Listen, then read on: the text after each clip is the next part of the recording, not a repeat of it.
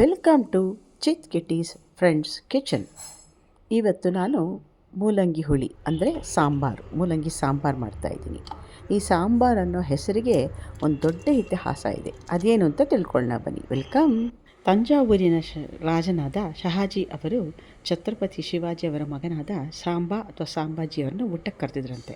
ಅವರಿಗೆ ಈ ರೀತಿ ಮಾಡಿ ಬಡಿಸಿದಾಗ ತುಂಬ ಇಷ್ಟ ಆಯ್ತಂತೆ. ಆವಾಗಿಂದ ಈ ಹೆಸರು ಬಂತು. ಸಾಂಬಾರಿಗೆ ಏನೇನು ಬೇಕು ಅಂತ ನೋಡೋಣ ಬನ್ನಿ. 2 ಮೀಡಿಯಮ್ ಸೈಜ್ ಮೂಲಂಗಿನ ತೊಗೊಂಡಿದ್ದೀನಿ. ಇದು ಸುಮಾರು 200 ಗ್ರಾಮಷ್ಟು ತೂಕದಲ್ಲಿ ಬರುತ್ತೆ. ಇದನ್ನು ಚೆನ್ನಾಗಿ ತೊಳೆದಿಟ್ಕೊಂಡು ಸಣ್ಣದಾಗಿ ಹೆಚ್ಕೋಬೇಕು, ಅಂದರೆ ಗುಂಡಾಗಿರಬೇಕು, ಕಾಯಿನ್ಸ್ ತರಹ.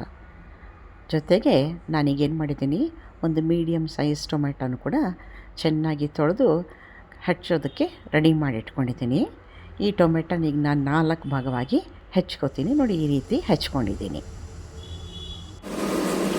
ನಿಂಬೆ ಹಣ್ಣಿನ ಭಾಗದಷ್ಟು ಹುಣಸೆ ಹಣ್ಣು, ಸಾಂಬಾರು ಪೌಡ್ರು ಅಥವಾ ಹುಳಿ ಪುಡಿ ಅಂತಾರೆ, ರುಚಿಗೆ ತಕ್ಕಷ್ಟು ಉಪ್ಪು ಮತ್ತು ತೊಗರಿಬೇಳೆ, ಇವಿಷ್ಟನ್ನು ನಾನು ತೊಗೊಂಡಿದ್ದೀನಿ. ಇದ್ರ ಜೊತೆಗೆ ನೀರು ಹಾಗೂ ಎಣ್ಣೆ. ನಾನಿಲ್ಲಿ ಕಡಲೆಕಾಯಿ ಎಣ್ಣೆ ತೊಗೊಂಡಿದ್ದೀನಿ. ಇದು ಒಗ್ಗರಣೆಗೆ. ಬೇರೆ ಪದಾರ್ಥಗಳು ಯಾವ್ಯಾವುದು ಅಂದರೆ ಜೀರಿಗೆ, ಸಾಸಿವೆ ಮತ್ತು ಒಣಮೆಣಸಿನಕಾಯಿ, ಇವಿಷ್ಟನ್ನು ನಾನೀಗ ತೊಗೊಂಡಿದ್ದೀನಿ.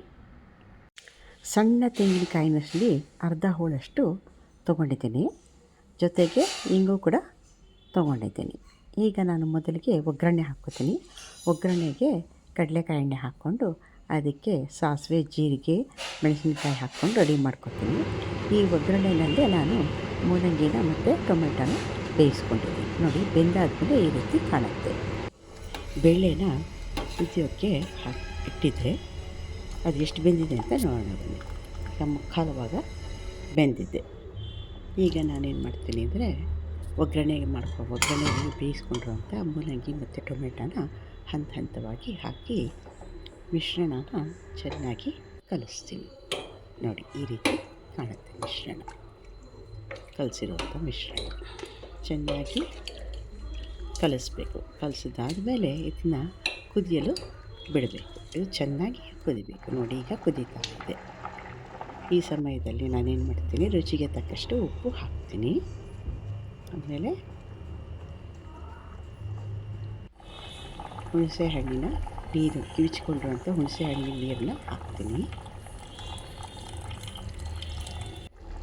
ಆಮೇಲೆ ತೆಂಗಿನಕಾಯಿ ತುರಿನ ಹಾಕ್ತಾಯಿದ್ದೀನಿ.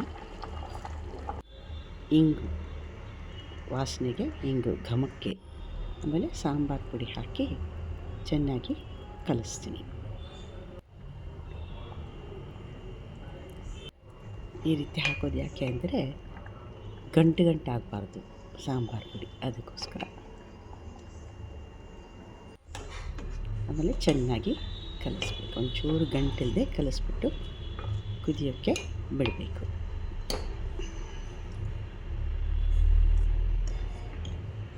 ನೋಡಿ, ಸಣ್ಣಗೆ ಕುದೀತಾ ಇದೆ.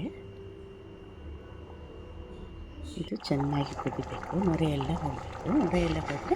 ಈ ರೀತಿ ಚೆನ್ನಾಗಿ ಕುದಿಯೋದು ಕಾಣುತ್ತೆ. ಈಗ ನಾನು ಒಲೆನ ಆರಿಸ್ತೀನಿ. ಆರಿಸ್ಬಿಟ್ಟು ನಿಮಗೆ ಹುಳಿ ಹೆಂಗಿದೆ ಅಂತ ತೋರಿಸ್ತೀನಿ. ವಾವ್, ಇನ್ಯಾಕೆ ತಡ, ರುಚಿ ನೋಡಿಬಿಟ್ಟು ಹೇಳೋಣ ಬನ್ನಿ. ತಟ್ಟೆಯಲ್ಲಿ ಅನ್ನನ ಹರಡಿ ಮಧ್ಯದಲ್ಲಿ ಒಂದು ಸಣ್ಣ ತೂತು ಮಾಡಿ ಅದರೊಳಗಡೆ ಮೂಲಂಗಿ ಸಾಂಬಾರು ಹಾಕ್ಕೊಂಡ್ರೆ ಈ ರೀತಿಯಾಗಿರುತ್ತೆ. ಇದನ್ನು ಬಜ್ಜಿ ಜೊತೆ ತಿನ್ನಬೇಕು. ತಿನ್ನೋಕೆ ತುಂಬ ಚೆನ್ನಾಗಿರುತ್ತೆ.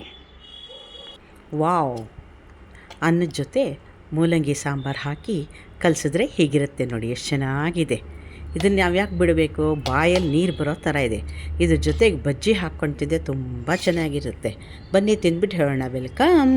ಮರೀದೆ ಈ ವಿಡಿಯೋನ as usual like, share, subscribe ಮತ್ತು ಬೆಲ್ ಐಕಾನ್ ಒತ್ತಿಬಿಟ್ಟು ನನಗೆ ಸಪೋರ್ಟ್ ಮಾಡಿ. Thank you.